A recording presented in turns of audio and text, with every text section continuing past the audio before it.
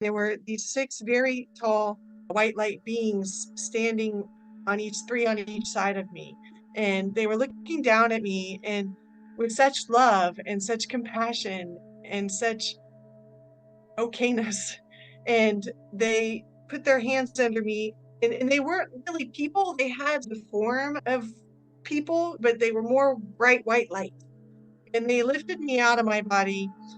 And then I was standing in the room with them, and I just remember this overwhelming feeling of everything's okay and just total acceptance and total love and total like.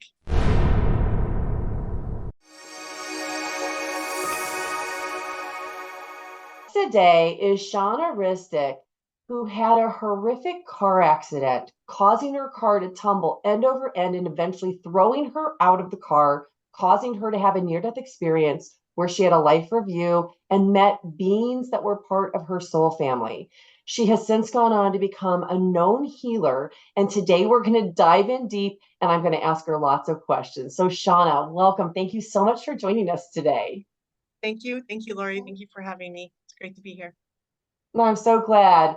So let's start with your life before you had your near death experience. Sure. So I was an intuitive child, and I had an experience with lots of light beings. A couple times I saw light beings, and then a couple times saw ghosts and all sorts of unexplainable things, doors shutting, floors creaking in the house I lived in. And I thought it was the house and thought it was haunted. My friends would see it once I pointed out to them. And so I grew up in that sort of atmosphere and didn't understand it and was a little confused by it and a little bit nervous about it. And thought seek some help and talk to my parents about it. And then they very rationally just explained that it was an overactive imagination of a child, which for me meant that I was either not safe or crazy, something, imagining things that were scaring me. So I really did everything I could to try to shut that down or try to find some understanding and place to go in Kansas. And so the next to go for me that I went to was the TV to see if I could find something there that would explain it. And this was in the 80s when all those Hecker flicks were on, and The Exorcist was a big one. And I watched that, and hearing that was a true story with all that demonic stuff really scared me. Thought maybe that's what's going on with me. And so I just shut everything down as much as I could and mostly succeeded, just still really felt connection and could feel empathically other people, but shut down my ability to see. And that just, I learned this funny technique where I close my ears and shut my eyes. I don't want to see this. I don't want to see this. I don't want to see this. I don't want to see this. And it would go away. And then I felt like I had lost a part of myself after that when I got older. And I really was curious about opening that back up or curious about what was that. But was really scared to open that back up and to encounter whatever I didn't understand. And then during that period, I was also began in high school, I began modeling. And when I graduated high school, my goal was to move more into a modeling career. And in Kansas City, I had more of an exotic look that didn't really fit in for Kansas City, which wasn't really a hub for modeling at that point anyway. So it looked like my career was going to need to take me to an agency somewhere outside of there in Chicago or New York, or there was also an agency in Milan that I was looking with that was considering me. I was I went in and started working in a strip bar, thinking that would be a way to make some money, stay in shape. And there's a long story about how I ended up in that. It goes back to probably has to do something with molestation as a child and all of the things that lead up to decisions like that. But I felt like I was empowered as a woman there because I was dating or trying to date also at 19 years old and going out to bars or to places to meet people and dealing with men who were only interested in my physicality and not interested in me. And so I was like, hey, I can come here and I can get paid for what I look at. People throw money at me. This is great. And instead of going to the bar and getting nothing out of it and having these men just want to use me and then be done with it. So I thought this was an empowerment thing for me to take back my power and make money. And then I'd make enough money that if I needed to leave to go to go-sees or to travel, I could still afford to do that. So that was in my mind why I was doing what I was doing. And but after a while, the lifestyle really starts to wear on you.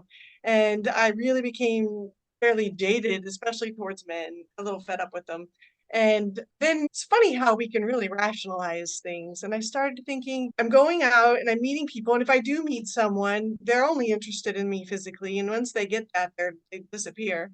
And yet I'm going to work and these people are giving me money and these guys are asking me to go on trips with them.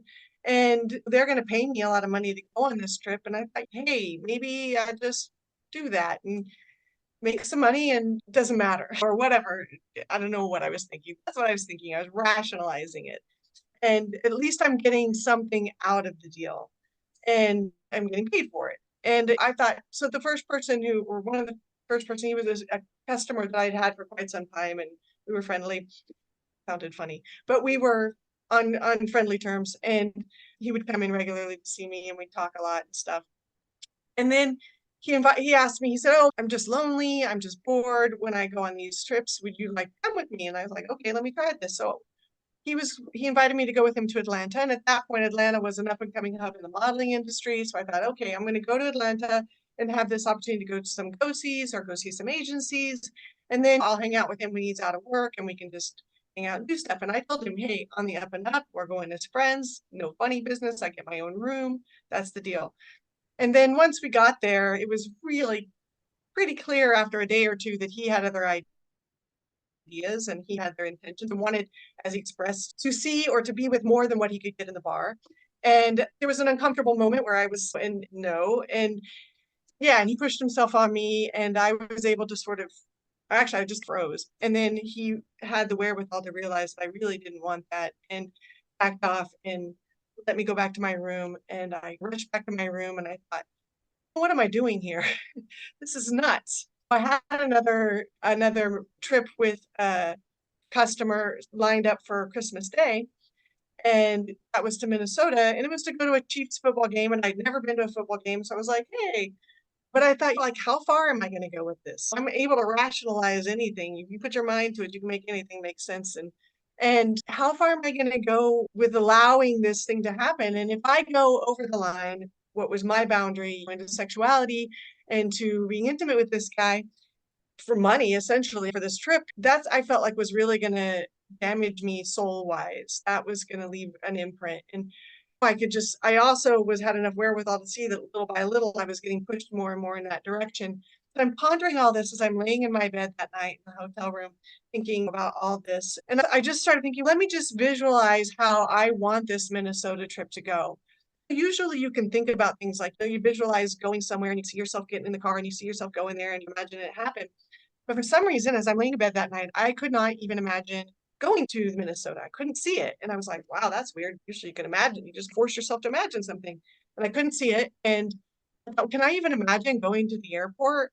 And I really couldn't. And I was like, I don't know. I don't understand this. This is so weird. I can't even put out there what I want to create. And so I fell asleep just pondering all of that, those heavy thoughts that night. And in the middle of the night, I woke up and I had this awareness and I sat up in the bed and I realized I'm going to be in a car wreck and I'm going to be lucky if I survive. And then I thought, self-fulfilling prophecy, don't make yourself think that way. That's really nuts. Just go back to sleep and forget about that or you're going to manifest it. And so I did. And I put all that out of my mind. And then, so I went back to Kansas and everything was fine with the rest of the trip. I didn't have any more funny business. Went back to Kansas. Flash forward to Christmas Day, the day of this. And at that point, I was living with my parents. I had really started thinking about getting out of the bar and was thinking about going back to school. I realized that I wanted to, with the things that I had to express, I was going to need an education for if I really wanted to do that. If I really wanted, I needed some way to formulate my words. And an education would give me that. And so I was thinking about going back to school. I was making a lot of money and how do you shift that and all that dilemma. So I moved back home with my parents and Christmas Day happened, woke up, we did our little traditional run downstairs, presents, have some food, open gifts. And then my family, my brother and my parents left to go to my extended family's celebration in another city because I was leaving. So I went back upstairs to take a nap because I was really exhausted. And then I was going to go to this trip to Minnesota. And then then I woke up from my nap and I quickly packed my suitcase. Remember even why I packed what I packed. I just threw everything in a bag, grabbed my bag and ran out the door, jumped in my car, and I was driving one of these Dodge Colt Vistas, this boxy cross between an SUV and a minivan. And so like a little box, and I'm flying through town, and I get up on the highway, and I remember down, I think I was going like 70, and I think the speed limit at the time was like 60. I was over the speed limit, flying down the highway. And this was back in the early 90s. It was in 93, Christmas Day. And um, it was when the phones weren't the nice little cell phones we have now. They were those big phones that were in like a sack, like a bag with a handle on it, and you had to plug them into your cigarette lighter. I had my bag phone, and I was going to need to, it was in the floorboard of the passenger side, and I was going to need to bend over and pick that up and plug it in. And I thought, well, I'm going over this bridge, passing this car. Let me just do that before. And I had been wearing my seatbelt. Even back then, seatbelts weren't obligatory. They weren't mandatory, but I had this intuition that I needed to wear my seatbelt for like 2 weeks before that. So I'd been wearing the seatbelt. I took it off after I was over the bridge and just about past the car, and I take it off, reach over to the passenger floorboard to pick up the phone, and came up, and I wasn't quite past the car, so I was close to hitting the car that I was passing, and I swerved to miss them. And then I didn't really remember a whole lot after that, but what I've come to understand is that, well, actually, when I woke up from the coma, what I thought happened was that I fishtailed, and that I pulled myself to the side and caught my breath and then continued on. Um, but what happened was that maybe that's what happened, that I didn't end up pulling over. I actually nosedived my car into the median. And in Kansas City, highways are set up so there's 2 lanes going one direction. The median is about 4 lanes of traffic wide, and then there's another 2 lanes going the other direction. So I nosedived into the median, and then my car flipped end over end across the median, then across the other 2 lanes of traffic, and they found me about 40 feet from the car, thrown out, face down and turning. And thanks for the grace of Spirit and God and all of those involved on the other side, the car behind me happened to be a nurse, and the next car from the other direction was also a nurse. And so 2 nurses were immediately on the scene, and they are actually the ones who informed me of the Indy 500 trip that I took, as I flipped my car. And basically they said they just tried to do their best to hold my airway open as best they could. Basically, blood was everywhere. And there was a doctor who happened to be at Ottawa Ransom Memorial Hospital in Ottawa twice a month then, and she happened to be there on that day, which made it so that they could take me there because she was a trauma doc, instead of the extra 20 to 30 minutes to Overland Park Regional, where I probably wouldn't have survived had we had to go that far. And they took me to Ottawa, and I don't remember any of this. I was completely out of body and completely elsewhere. I have had some memories come back of what that was like, but mostly of just seeing hazy smoke and something white haze and being out of body. And then I have a memory of trying to come back into the body laying there, but it's completely pointless. It's completely broken and empty, and it's useless. There's no point even being in this body because it was completely useless. And then meanwhile, they were transporting my body back to Ransom Memorial Hospital, where she did what she did to stabilize me as best she could. And then they life flighted me to Kansas City, where I spent about a month in a coma there sorry, the name of the hospital just went out of my head. But I spent a month in a coma there, and then they transferred me for a month to Meadowbrook Hospital in Gardner, for a neurological hospital. So that's kind of what happened on this side. What I remember mostly was waking up in this really bright white lit room. I don't remember a lot of details about the room, just that it was white and light. And maybe it was a hospital room. I don't remember seeing anything around it, like an OR room or something, but it was just very white light. And there were these 6 very tall white light beings standing three on each side of me. And they were looking down at me and with such love and such compassion and such okayness. And they put their hands under me, and they weren't really people. They had sort of the form of people, but they were more bright white light. And they lifted me out of my body. And then I was standing in the room with them, and I just remember this overwhelming feeling of everything's okay, and just total acceptance and total love and total like nothing mattered. None of the things that I felt so guilty about, none of the things that I had done that I knew weren't right or wrong, none of them mattered. It was all okay. And they really understood that I was every time, and every one of us is just doing the best we can with what we have while we're here. And then they showed me what I had done before, or sort of the reason I had come here. I didn't I wish I remembered like distinctly that whole process. Would have made life much easier afterwards. I still had to figure that out a little bit, but and then they were kind, it was kind of a debate, like, okay, and here's what you've done. And I remember seeing things from the past and images, but the most important part about what I remember seeing, and this is what makes it hard for me even today, I get so frustrated with with trying to communicate, because I know how important it is that I remember seeing how the things that I did and the things that I said affected others.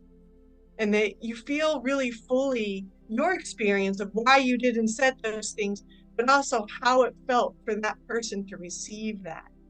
Especially a really close friend of mine, who was my best friend at the time, and I could just see how hurtful I was. And it was so painful to feel that. And I don't ever want to do that, but, no, and I could see, they showed me, like with my brother, like how this would also impact the future, like how he would even, his relationships would be from here on out, how he would be able to be with women if I chose not to come back, how it would impact it, and how it would impact others. Because before this, I remember after the bar, working at the bar one night, I was sitting with this friend of mine, and I had told him, I had said, I know I came here for a reason. I reneged my contract. This place is way too hard. It is way too challenging to deal with the people and how we treat each other here. I don't want to do it anymore. I'm not going to do anything dumb. I'm not going to take myself out. But hey, I don't want to do this contract that I came to do. And here I was with the opportunity to go. And I have to tell you, there was a part of me that was like, I don't know, I really want to stay on that side. It felt like home, but like what home is supposed to feel like. And this felt like family, like what family is supposed to feel like no judgment, no baggage, no, this should be a different way than it really is. This total loving acceptance. It's all okay. And then they showed me, like I said, what would happen and how if I can come back, and the impact it could have on my family, especially, and other people. They showed me how everything is connected. We're all connected. It's like looking over, I always think of it as looking over a city out of an airplane window at night, and you see all the lights. Like those lights, we're all connected. And when one light goes out, it can create like this power surge in the whole field around it where it affects everybody. And what I learned after I came out of the coma was that there were churches where people sent me prayergrams, hundreds and hundreds of prayergrams that I was sent, just people praying for me that didn't even know me. The nurses who had been there at the wreck came and were checking on me while I was in the coma. There was truck driver who had stopped and who had, and people who had stopped at that and were picking up I called it my life, my day planner, picking up the pages of my life off the highway to figure out who I was, what I was. All those, and this truck driver wiped, this big burly truck driver wipes the blood off of my blood off the face of one of these nurses. She was telling me how tender that was, and just the impact that little me, this stripper slash model slash silly, human girl had, and all these people was just incredible. And so they were showing me that, and I don't feel that I'm unique in this. I think that all of us are connected this way. That impact of leaving and choosing to leave affects so many people, even those that you aren't even aware of, that it can affect.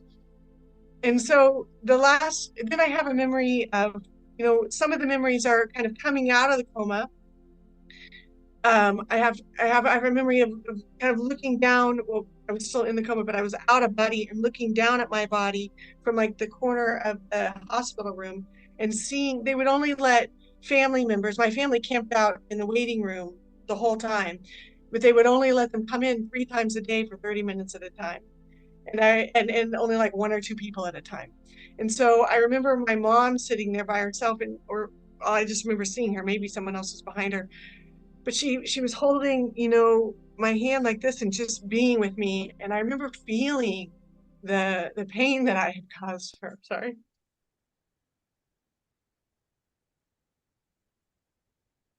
Sorry. I want to And reach out and give you a hug right now. You're making me cry. thanks. And just realizing how I couldn't do that.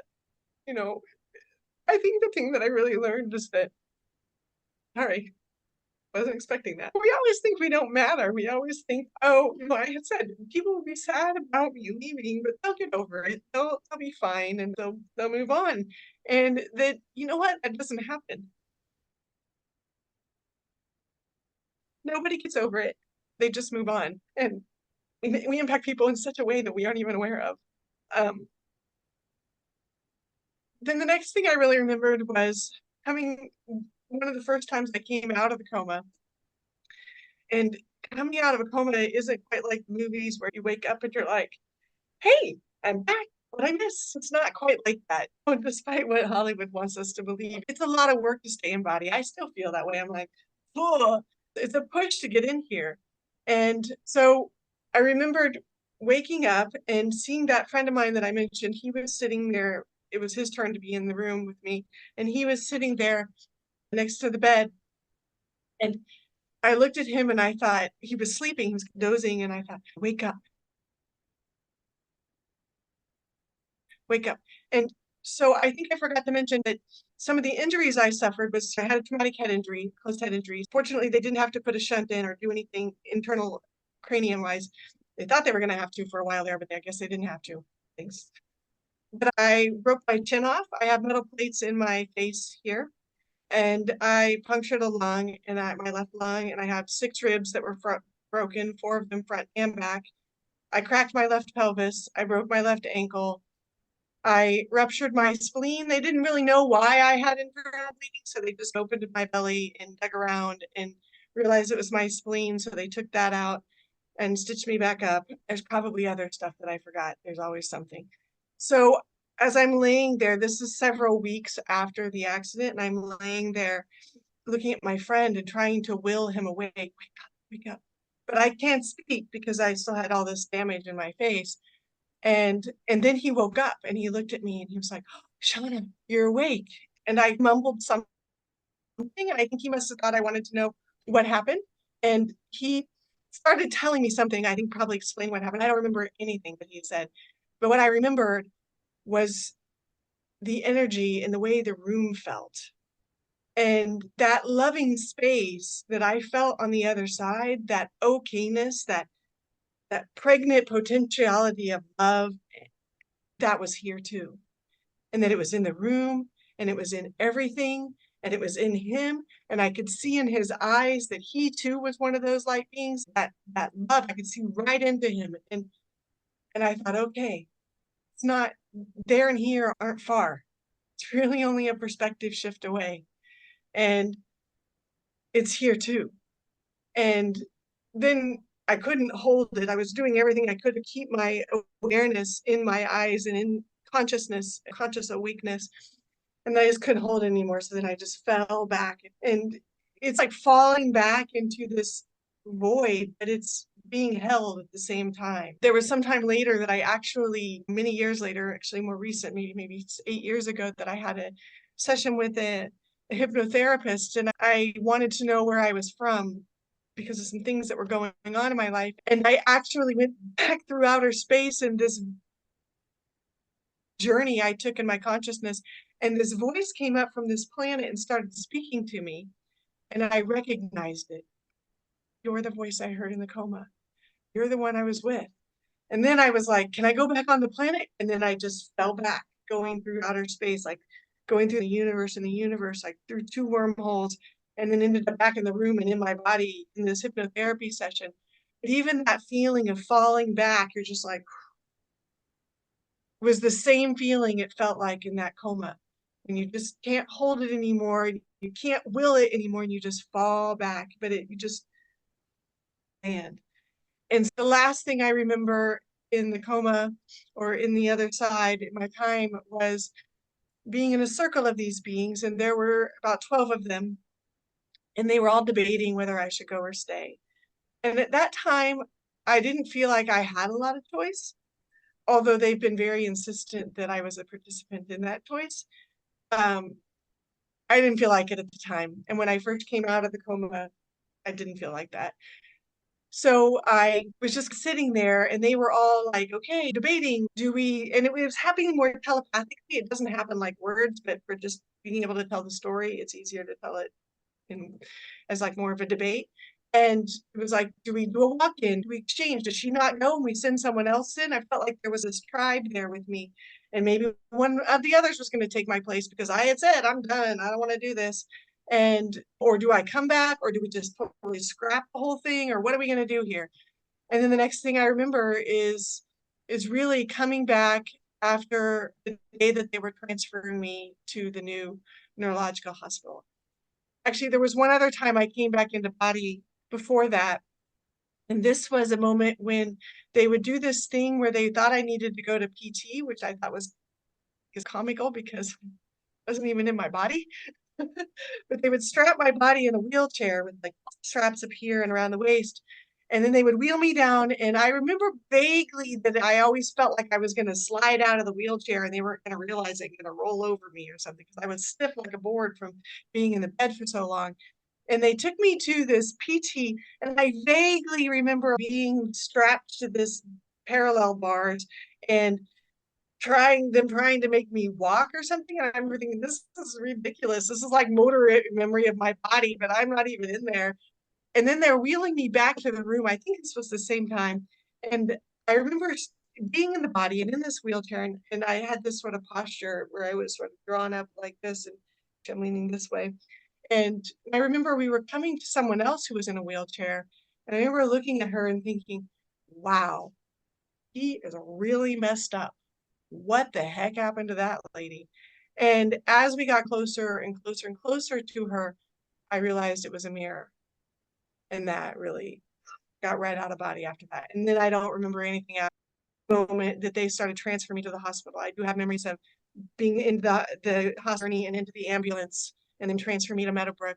There was so much divinity in that transfer, and I'm so just grateful for it. Meadowbrook had made a lot of amends and a lot of ways of working financially so that I could actually come there. My parents were afraid of putting me in a place where I'd just be in a bed until someone came to do a med check or something. So Meadowbrook is a fabulous place. It's more like a communal living space and very small. So super grateful that that the divine worked through them to let me go there. And then I spent the first day I was there is when I really started coming back into body because they had this great tool.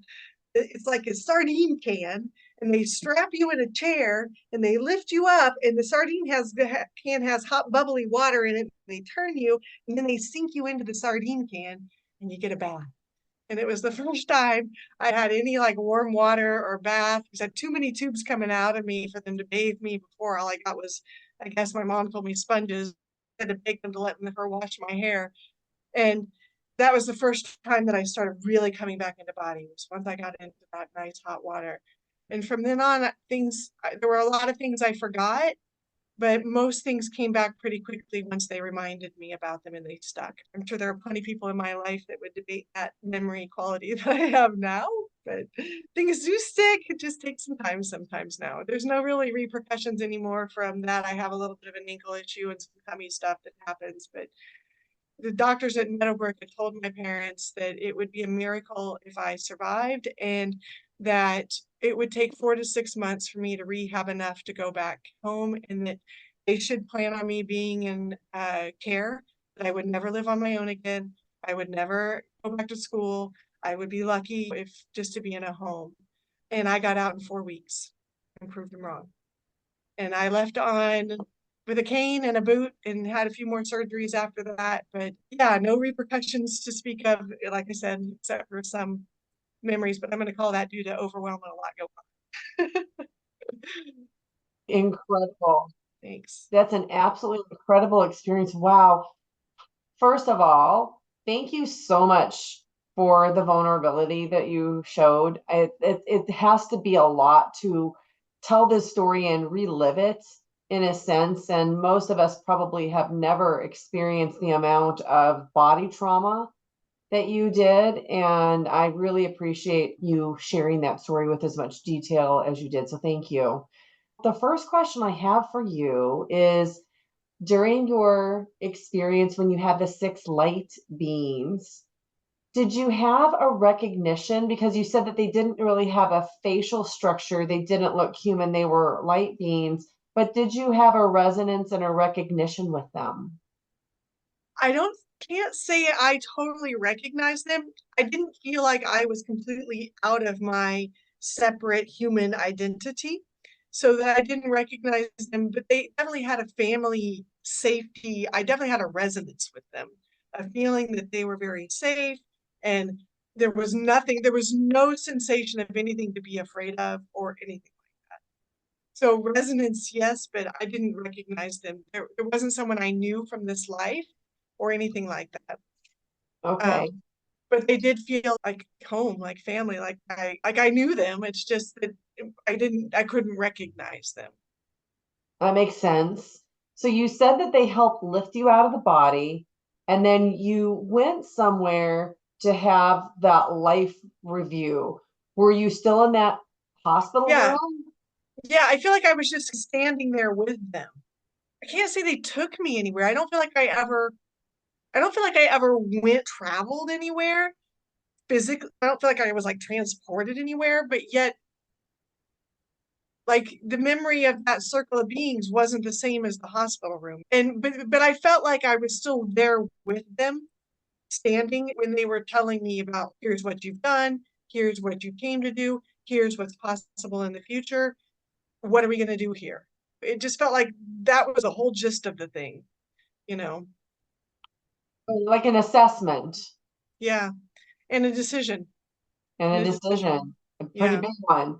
So you have your life review and you're reliving all of these events. Are you seeing this on some kind of a screen? Are you becoming it? How is it presented that Hmm. you have that review?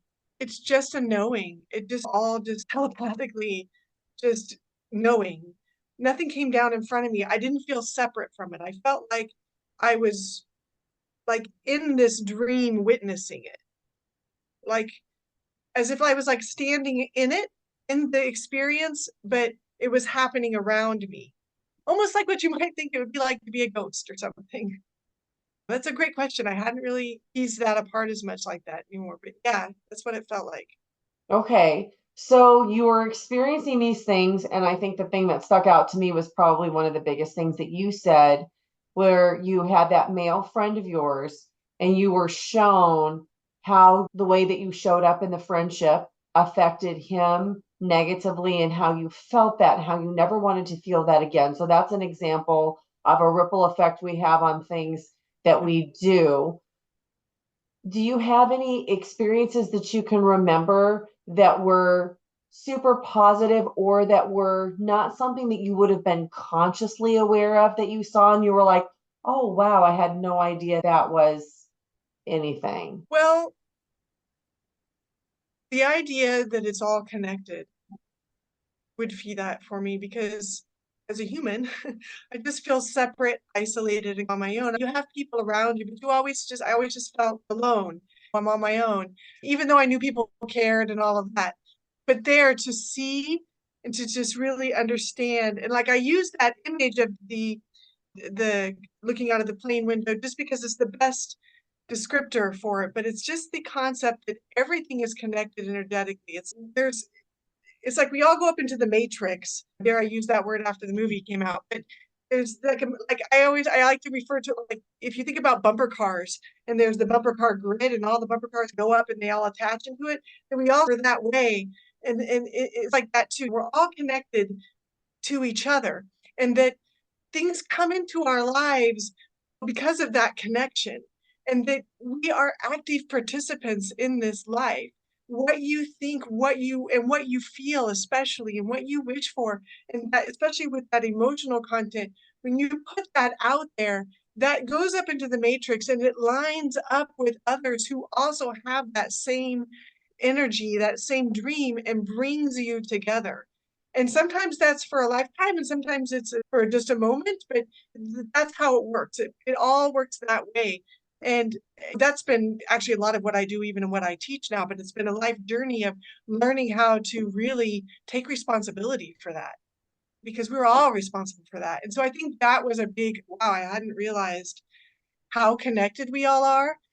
And sometimes we might even think about that. Oh, we have that whole concept of karma. Well, be careful what you do because it's going to come back and get you, or whatever. It's not even that. It's so loving, and it's all for the good of all. And it's all our doing. When you put it up there and it comes to you, it's not because it's there to hurt you or to make you suffer, even though that may be a result. It's there because we are co-creators who are here to make that, to do what we came to do. And that the matrix or spirit or that energy is there to line things up with us and to help us and to accompany us and to assist us in what we choose to create here. And I know that's a really, for me too, that there are times in my life, even after, that's a really hard thing to swallow, because you're like, why would I do this to myself? But boy, when you hold on and you just move through it and flow through it as best you can, you always see at the end that, oh, I get it. Now that I can talk about it, I can talk about it like a story. It was damn hard. But it's hard to get back in the body. It's hard, and you don't know. You don't know how much you're going to come back. You don't know how much you're going to remember. You don't know if you're ever going to feed yourself again. You don't know if you're ever going to walk again. You don't know if you're ever going to be able to drive a car, or even that's even far from the future. Even, what you're going to be able to do. Live. I was afraid I'd go to sleep at night and I'd forget to breathe. That happened a long time.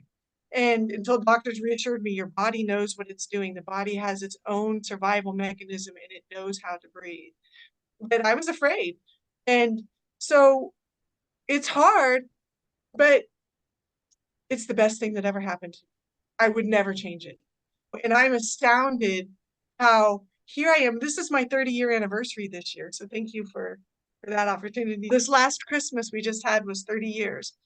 And I am continually amazed at how that experience changes my life and impacts my life every day.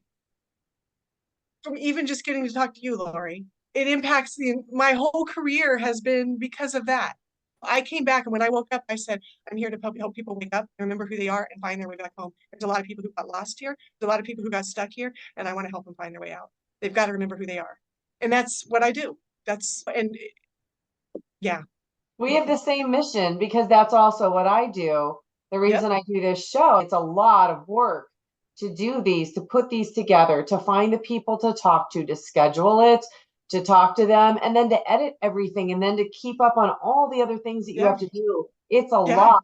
And And a life on top of it. I'm not doing it to monetize it. That's not my purpose at all. My purpose is to help wake people up to the power of who they are. We sound like we're the same mission. And I'm so glad that you said what you said earlier. I don't know how many people will watch this that you will impact with a statement that when you were watching your life review and you saw the things good and bad that happened to you that you did, that we viewed it from this very loving standpoint, Mm-hmm. and that we were loving to ourselves in how we saw it, and that it had some greater good purpose. And for you to come through the physical ailments, the surgeries, the reconstruction, the what it did, the wrecking havoc that it had on your life, probably on your modeling career. The ending of everything and the beginning of everything new. It was the end of a life and the beginning of a life. Nothing was the same. I wasn't the same. Nothing was the same afterwards. But for you to say it was the best thing that ever happened to me, I think that's the goal.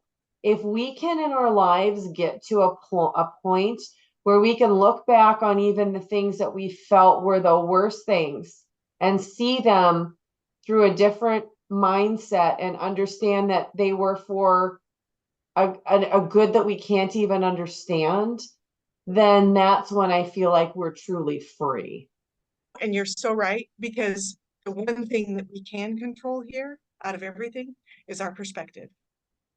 And when you can finally see that you're being guided and supported and loved, and that there are forces behind you that are there working in your favor, when you can see life through that way, everything changes. Yep, I agree. So let's talk about why and how your life is so different. So we saw what your life was like before, you explained that. Then you explained what you had to go through for this experience. And I'm kind of getting the feeling that maybe part of your journey in going through the pain, the surgeries, the rehabilitation is because you're now a healer. Who better to understand someone that Right. comes to them in pain and who needs healing than someone who had experienced that pain? Will you explain your journey on where you went from after you came Awesome. out of your coma to where you are now as a healer? Sure. As I said, when I woke up, the one thing that I knew was that I was here to help people heal and find their way home. And I didn't know how to do that. I had no idea. That was more important to me than anything else now. And I did have some memories from when I first came out. My main memory was just that last memory of being in the circle of beings that were deciding whether I should go or stay. And I remember sharing that with my sweet dad, who was a very rational engineer, very much on that rational side of things. And he had said, "Oh, I think there was a movie on the TV in your room about a court case. And so you probably just took that into your dreamland." But for me, that was so shocking because it was true and so real, more real than real, what I had experienced, that nobody's going to believe this.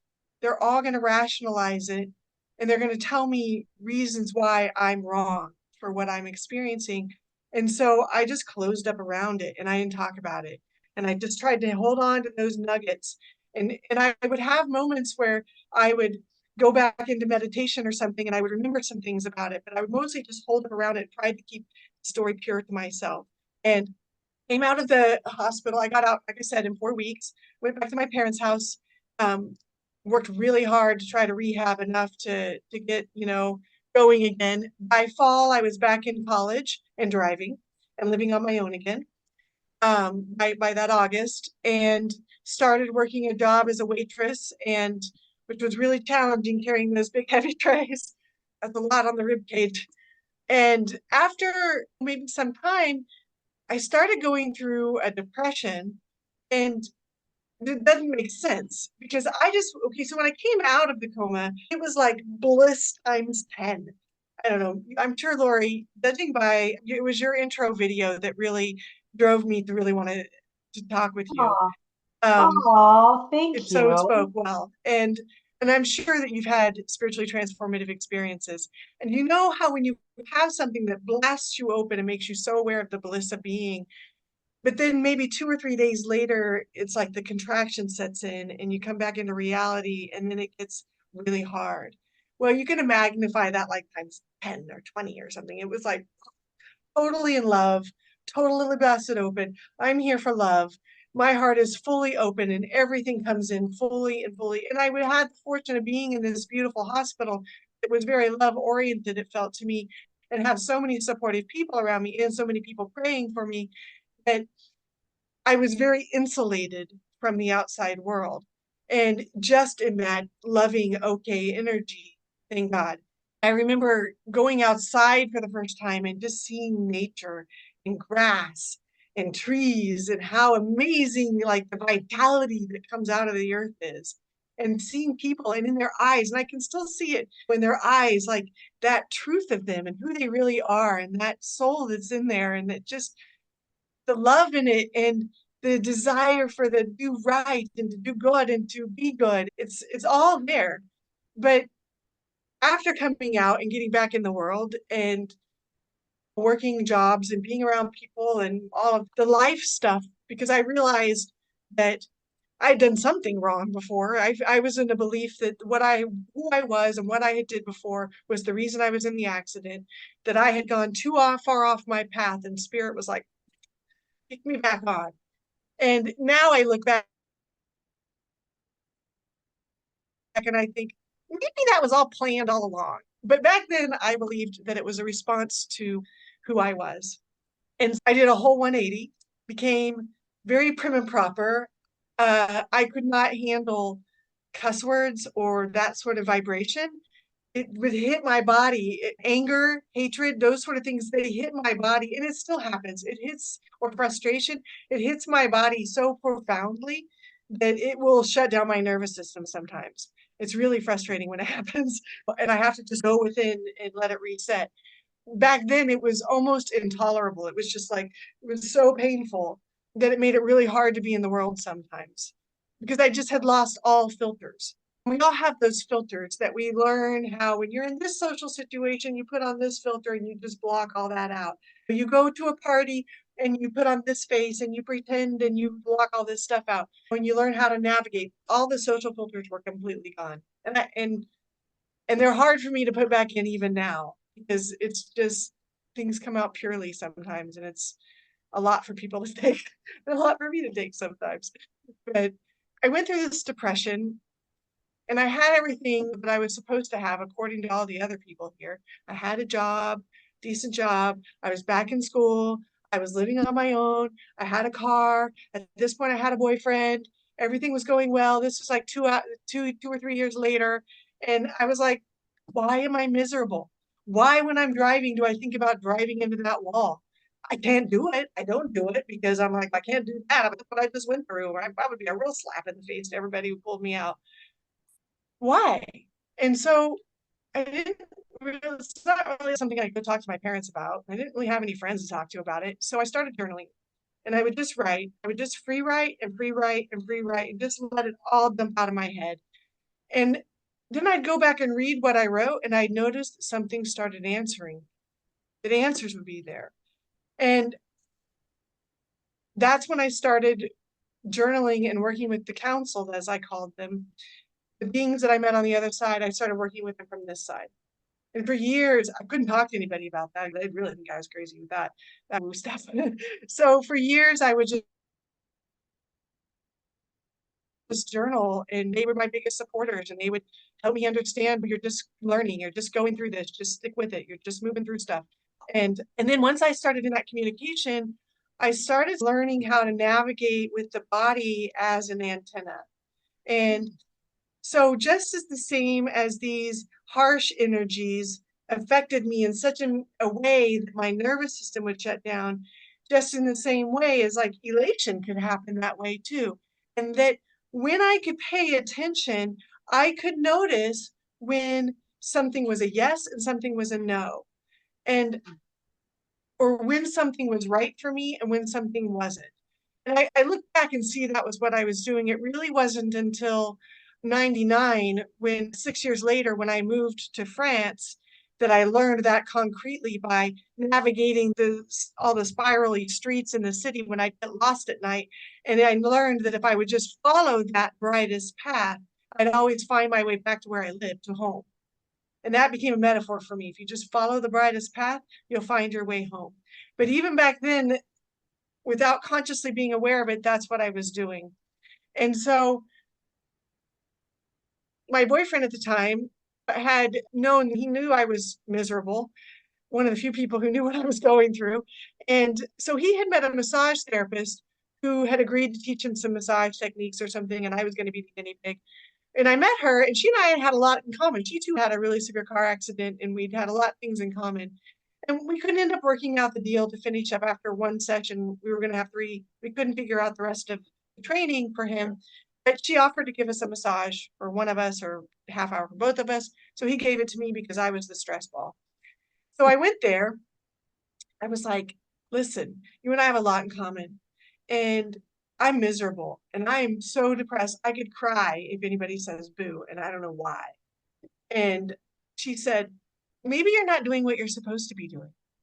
And I was like, I'm open. What am I supposed to be doing? And she said, have you thought about checking out this massage school? And I was like, I'll follow it. So I went there, and the moment I walked in, it was just expansion. I said, this is it. This is exactly where I'm supposed to be. I didn't even know massage was a legitimate profession. I still thought it was like something, a cover up for other things. But hey, it's real. And so I drove to Ottawa, sat my parents on the couch, was like, okay, I'm going to massage school. And it's real. It's not cover up for prostitution or anything like that. Back in the 90s, that was where we were at with all that. And I made my way through massage school. And in about 2 years, I graduated and transferred to Lawrence, Kansas, where We're because both from Lawrence. That's so funny. yes, Yeah. yes, our hometowns. And I transferred there to go to KU, mostly because I was determined to prove doctors wrong. And I wanted a degree because they said I couldn't do it. So found this massage school and I was like, this is where I'm supposed to go. So moved to KU or to Lawrence and we got back in college in the honors program. Oh, thank you. I was proud of that because I wasn't supposed to You even be able to should do it. be. And did 2 years there. And at some point, I was supposed to choose a degree. And one of my friends convinced me I'd always be a healer and that I should just choose what I love. So I chose French and stayed 2 more years and did a master's degree in French in communication. So I got accepted at the university as a French student instead of a foreign student studying French, and did my master's. And then after I finished my master's, I just decided I always would come back in the summer and I had these clients who were still here following me, with me, and I missed my family was missing me. And it was really challenging to shift from a student visa to a permanent visa. And it just got complicated. And I just decided to come back. And so I came back to Lawrence to my practice and I did that for 10 years or so there. That all took off like wildfire right away through a bunch of serendipity when people word of mouth. And I didn't talk about the woo part. Information would come in sessions. Spirit would be like, hey, ask them this or tell them this or they've got this going on. And I'm like, I'm not going to say that. They're going to think I'm nuts. I'm not going to ask them that. Okay, I'll ask them because they'd just be so insistent. And then this amazing healing would unfold in the session. And in Lawrence, it would just, since I didn't really open up about it, it just happened. But after a while, that's what people came for. Nobody, that's why. And I never hang a shingle about it. And it would just happen spontaneously in session. I didn't feel like I was anything but a channel for it, anything but the one it landed on. And I was just a vessel for that information. Wasn't anything I could make happen, wasn't anything I was really even doing, just happened. And then I met my husband, we had a child, and I got into mommy being a mother and really focused on all of my attention went into that. That was something I really willfully and carefully chose to do and was determined to do that in a very good way so that he had the best outcome possible. So that little soul could come here and unfold into who he came to be. And I wasn't going to hinder it, but I wasn't going to make it anything else hindered it either. And I was going to be the guide on the side the best I could for him. About when he was in, so that would have been 2013, 2014. My husband at that time was a philosophy professor, and he had not found his answers for spirit through philosophy and through the mind. And so he had been on his own journey looking for spiritual answers, been studying with his Zen master, and had met a spiritual teacher in Santa Cruz that was in more of the non-dual tradition.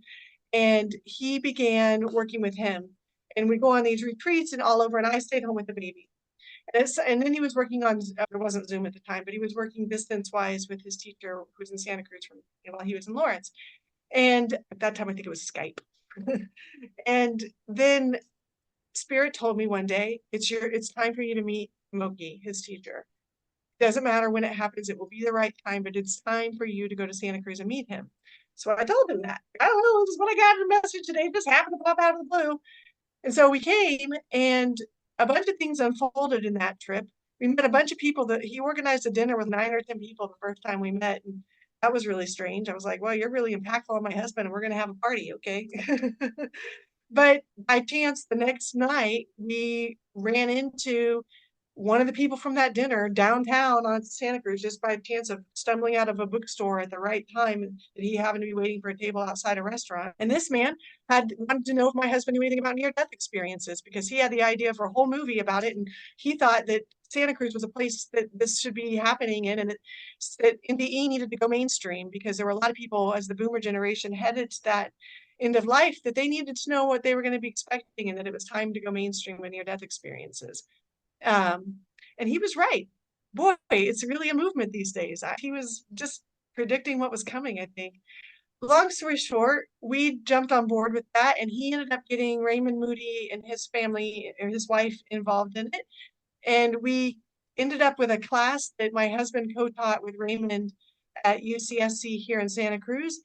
And when that happened, through a bunch of serendipity, and I'll save the long story unless you want to hear it, but that was just a bunch of serendipity that happened to make that happen, and magic. And when that happened, we were like, I guess we're moving.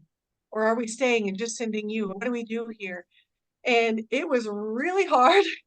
And it took everything we had and everything we could sell and make happen and to make this move. But we felt, and I felt like, even though I was really shaky and on edge and everything felt energetically unstable, I felt like this is what we needed to do. So we loaded up the car and moved across the 3 days across the country with my cat, my son, and my husband and I, and 2 cars, and ended up in Santa Cruz.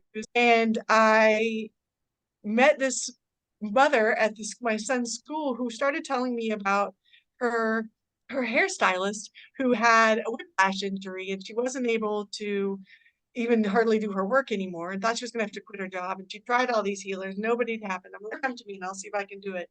And at that point, I already had an office. I was working just 1 day a week out of a little wellness center. And she came to me, and I fixed it in one session, because really it was just everybody was working the wrong side. But boy, do you know that everybody talks to their hairstylist about their suffering? And hairstylists talk to a lot of people, and they're happy to tell you when they can heal. To tell a lot of people.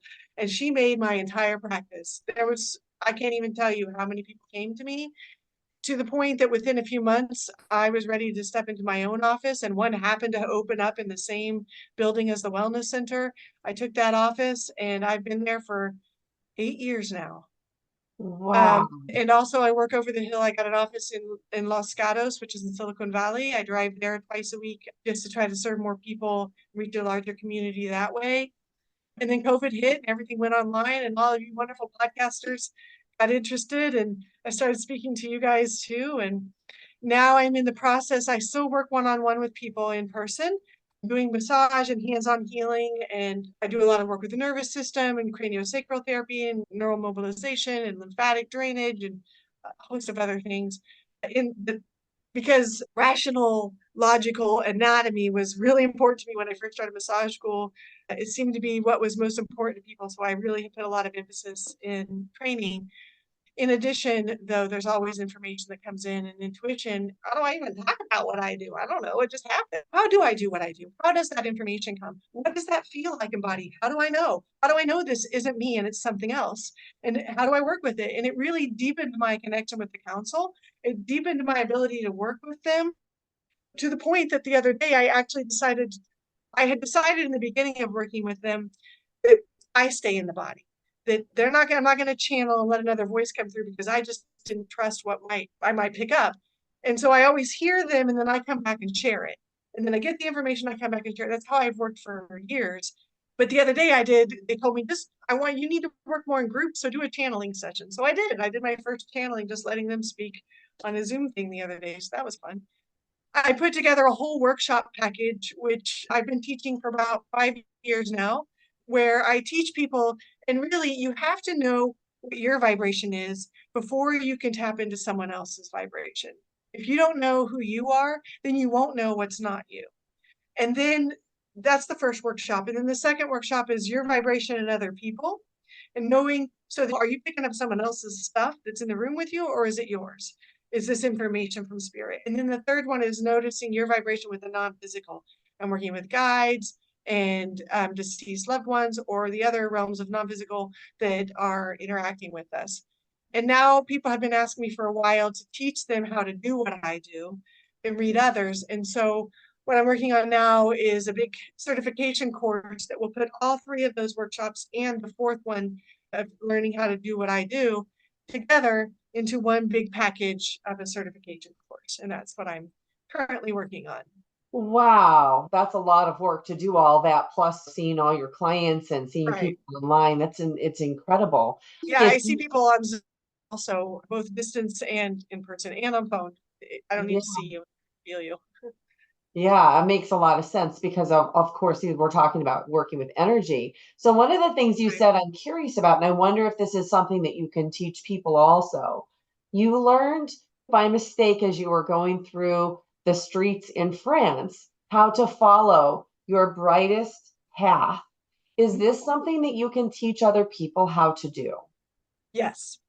That has a lot to do with following your core channel. So that's what I teach in the first workshop, where you drop into feeling your core channel. When you can drop into feeling your sense of self, you as you drop into body, and get curious about that instead of trying to control it or whatever, just be curious, because most of what we do is self-edit.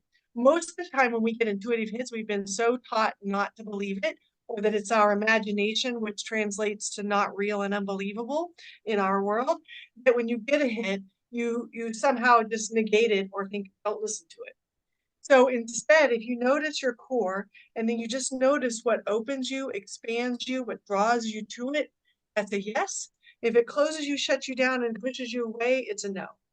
And it's a spectrum. So there's certain things that maybe a little bit or not so much, but noticing that. It's also about getting out of what I call the active mind versus the receptive mind. And the active mind is like that analytical pushing forward. How do I figure it out? And we've all been taught that's where we're supposed to be. Academia puts us there 100%. You need to think about this. Why are you doing what you're doing? You need to think about it. You need to figure it out. And then it causes mind spin, and then we don't sleep, and then we're up with our head spinning, and we get a little bit neurotic or whatever happens to us because we can't even think clearly. But that's all active mind. And if you notice where it hits you in the body, where you feel that tension, it's in the forehead. It's this tension here. We get tension headaches trying to figure it out. But what I got real curious was that when spirit starts to speak to me, I noticed at first that my behind my ears would buzz. I'd feel this bzz, bzz, bzz, bzz back here. And it was so weird. I was like, what is that? But it would put all of my attention to behind the ears, to the back of the head. And that would take me out of the awareness of this sort of pushing analytical mind into this backspace where I would just fall back and learn to just get more receptive, more receiving and receptive, and allow the information in and curious about it. I used to debate with it, try to, am I sure? No. And there's this whole struggle that can get involved. But if you just relax with it, drop into your bringing part of your attention here into the breath and into the core, and then listen and allow that receptivity to happen, that's when the information comes. That's when you hear what you need to hear. And that's when you get your insight. Where do those thoughts, those knowingness come from anyway? It's not your active mind thinking, I'm going to think about what I should intuitively do right now. Those things Right. just land on us. So the more we can get out of that pushing forward active mind and fall back into that receptive, allowing, curious self, then the information can come to us. That's amazing. Thank you so much for clarifying that and sharing that. I think a lot of people will probably find that really helpful. Good. So you have your classes that people can connect with you and can connect with you in person if they want a healing or a massage or some type of a therapy that you run. So how can people reach you? The best way is through my website. They can book online there, and they can my contact information's there, and it's www.shawnaristic.com. Okay. And I'll put that in the show notes as well. Wow. You've given us so much to think about, so much to be connected to, so much to be grateful for in our own journeys. We're only here for a short while. Man, make the best of it. You'll get out of here soon enough. Just love while you're here. I think that's the best possible message we could give. Thank Yeah. you so much for your time and for sharing your story. I know it takes a lot to be vulnerable. It probably takes a lot of energy because you are so empathic to share this with the world, but I so appreciate what you are doing to help wake up the collective consciousness. So thank you. Thank you. It's my pleasure. And thank you everybody for watching. Next up, check out this playlist of other NDE interviews. Please like and subscribe. It really helps this channel to grow so I can bring you more content. Thank you for watching. I'm so glad you're here.